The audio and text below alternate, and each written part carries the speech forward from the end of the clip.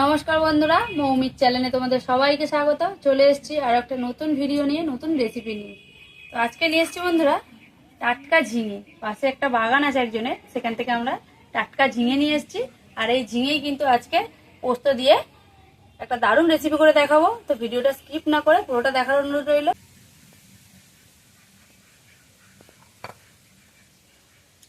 তো বন্ধুরা, এই ঝিঙের আজকের কিন্তু রেসিপি হবে ঝিঙে আলু পোস্ত। পোস্ত দিয়ে হবে নিরামিষ, আর একদম বাগানের দেশি ঝিঙে বন্ধুরা।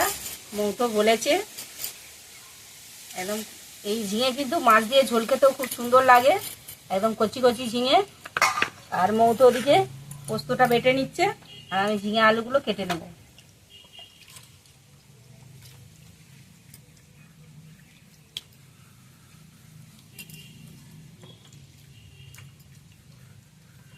ঝিঙেটা খুব মিষ্টি হবে, একদম কচি কচি। বলমু যেটা আরেকটা পাওয়া যায় বড় বড় হাইব্রিড, হ্যাঁ সেটা হচ্ছে কিনা দানা বেশি, এটা দানা হবে না, একদম জালি জালি টাইপের হয়ে যাবে।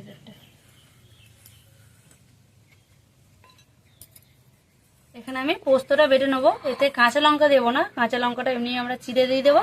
পোস্তটাকে প্রথমে বেটে নেবো। বন্ধুরা, কাটাকুটি বাটাকুটি সবই রেডি। আলু ঝিঙে কেটে নিয়েছি, পেঁয়াজ লঙ্কা, আর মৌতো দিকে পোস্তটা বেটে নিয়েছে। এবারে রান্নার দিকে চলে যাবো।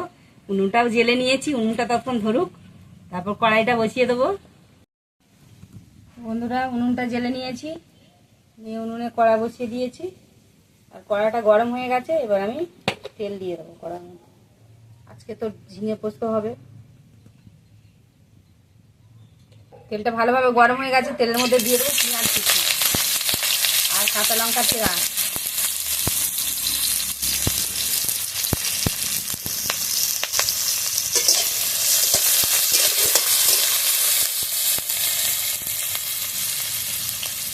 ওই পেঁয়াজের মধ্যেই দিয়ে দেবো কেটে রাখা আলু। পেঁয়াজ আলু একসাথে ভেজে নেবো।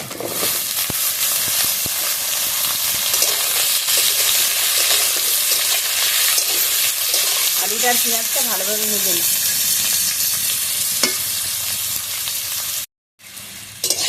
তো আলুটা ভালোভাবে ভেজে নিয়েছি। এবার আমি দিয়ে দেবো বেটে রাখা আদা রসুন। একদম অল্প সামান্য দেবো বেটে রাখা আদা রসুন।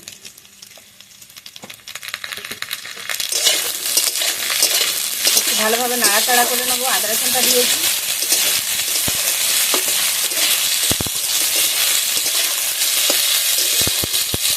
এবার আমি এক এক করে মশলা দিয়ে দেবো।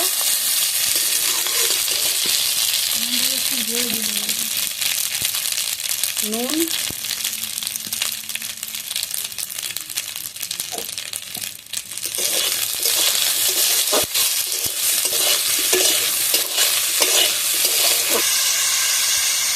শুধু রান্নাটায় কাঁচা লঙ্কা দিয়েছি আর অল্প একটুখানি হলুদ, অল্প সামান্য পরিমাণ হলুদ দিয়েছি। এবার আমি কেটে রাখা ঝিঙেটা দিয়ে দেবো। ঝিঙে আলু এবার ভালোভাবে কষে নেব। ঝিঙে পোস্ত বন্ধুরা একটু সাদা সাদা হলে ভালো লাগে, বেশি মশলা দিলে ভালো লাগবে না। এবার আমি ঝিঙেটা ভালোভাবে কষিয়ে নেব।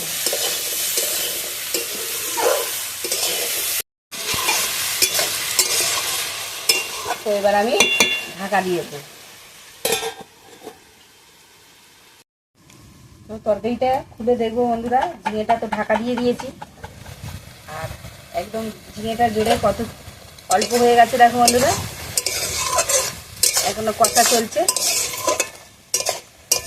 জল দিতে হয় না, ঝিঙে থেকে জল বেরিয়ে, হ্যাঁ অল্প একটু জল হলে লাগলে হয়, মানে লাগবে, বুঝেছি মৌ, বেশি লাগবে না। আলু প্রায় সিদ্ধ হয়ে এসেছে।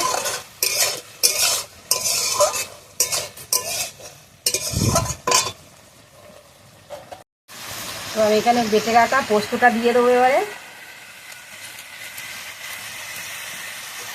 বেটে রাখা পোস্ত দিয়ে নিয়েছি। এবার একটু ভালোভাবে কষিয়ে নেবো। আবার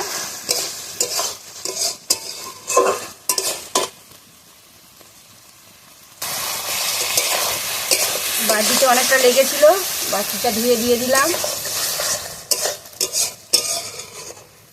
এবার আমি অল্প করে জল দেবো, দিয়ে ঢাকা দেবো।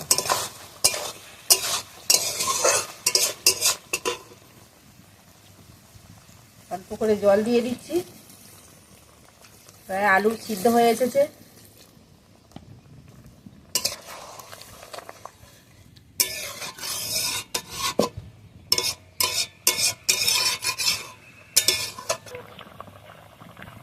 তরকারিটায় জল দিয়ে নিয়েছি বন্ধুরা, ঝিঙে পোস্ত। এবার আমি ঢাকা দিয়ে দেবো। তো তরকারিটা খুলে দেখবো।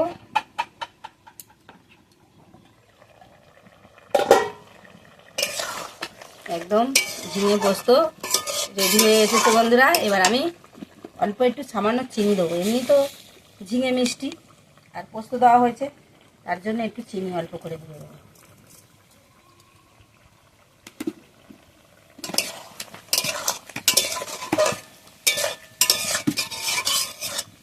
আর একটু হালকা করে ফুটিয়ে নেব।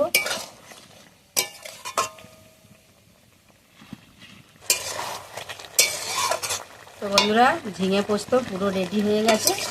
আমি এবারে ঢেলে নেব। একদম শুকনো শুকনো রাখবো না বন্ধুরা, একটু ভাত মেখে খাওয়া যাবে সেরকম টাইপের আমি রেখেছি ঝিঙে পোস্তটা। আমি কিন্তু এবার ঢেলে নেব।